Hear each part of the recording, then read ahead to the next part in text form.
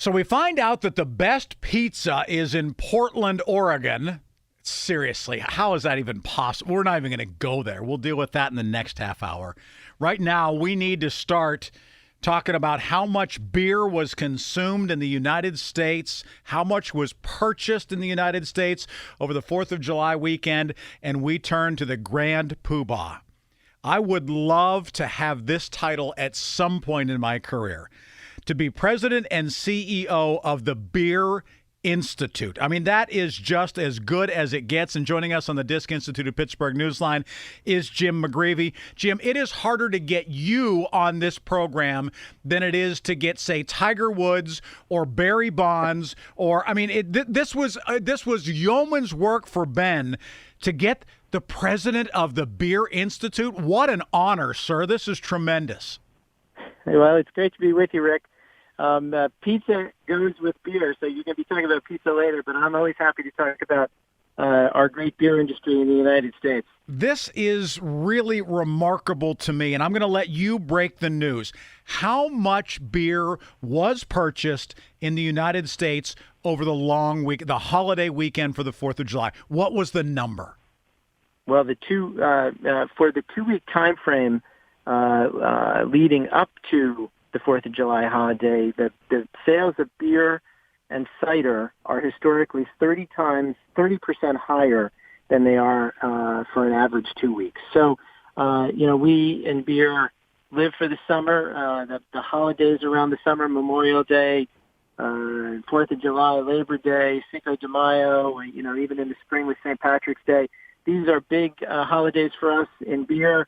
They're iconic American holidays, and the history of beer in the United States is really entwined so much with the history of the founding of our country, the difficulties of the Civil War, and on and on. We are a economic engine for the country and for states and for the local localities like Pittsburgh, but we also have such an important social and cultural connection to our country. So when you look at it being 30% higher than average for that 2-week period leading up, is that the biggest run-up at any point during the course of the year, or is there a time that there's even more beer sold than that 2 weeks around the 4th of July?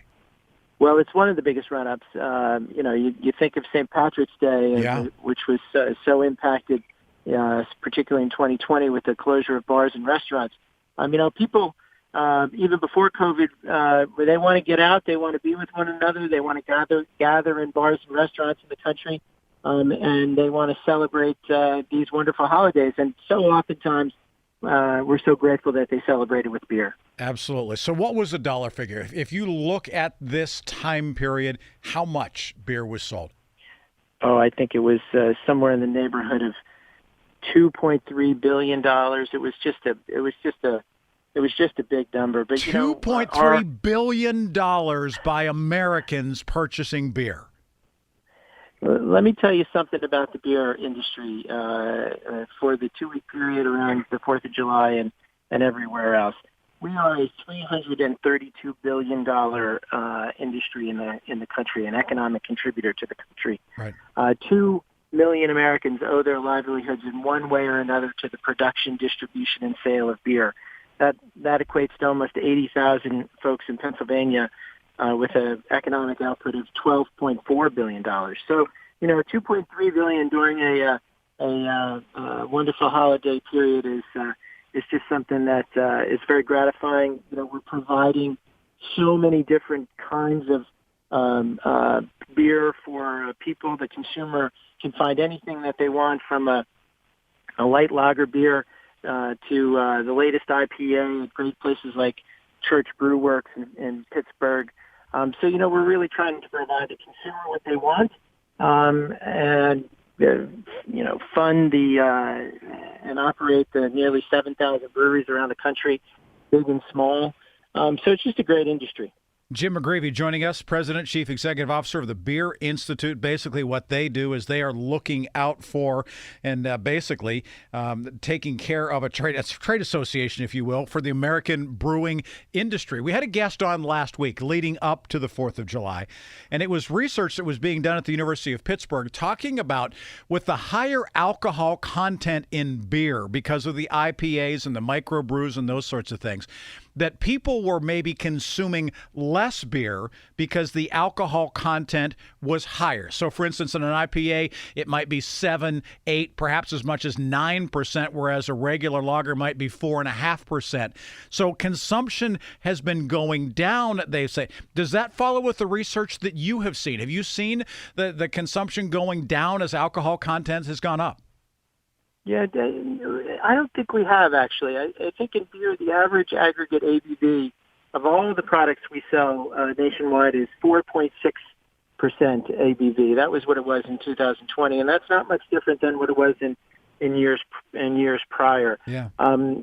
So, there's so much choice out there for the consumer, right? They're moving much more between beer, wine, and spirits now than ever before. So that's why it's incumbent on us to provide the kinds of products that they're looking for. But we, by far, when you look at the aggregate alcohol strength for wine, you look at the aggregate alcohol strength for spirits, beer is by far the lowest. We consider ourselves a beverage of moderation in the United States, and we're very proud of that. I mean, I think it's very important that while we're out there trying to build businesses like these small breweries that you see in Pittsburgh and all over the place, while we're trying to build those businesses, while we're trying to provide the consumer what they want, we have to keep the focus always on the need to drink responsibly, to consume alcohol responsibly. And we try to do that at the Beer Institute, and certainly some of the major brewers in the country spend a lot of time and effort talking to their consumers about that as well, as do the small brewers. So, by far, if you're looking for a low alcohol strength beverage, you're turning to beer. So the next big run-up then will be probably Labor Day, followed by Oktoberfest, if I'm just looking at the calendar. Is that accurate?